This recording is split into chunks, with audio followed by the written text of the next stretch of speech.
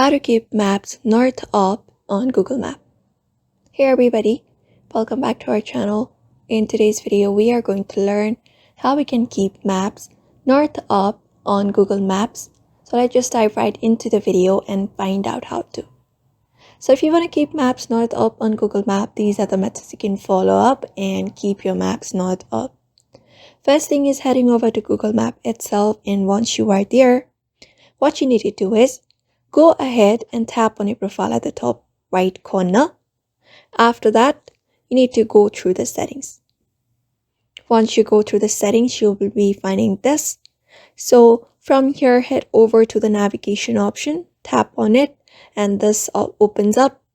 So from these options given, you need to scroll and head over to this option called Keep the Map North Up. Under Map Display, you will be finding this option with a toggle on and off.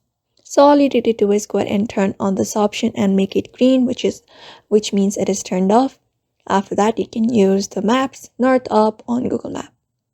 So that is it. That is how you keep maps north up on Google Map by following up this method. So I hope this video was helpful, and thank you for watching this video.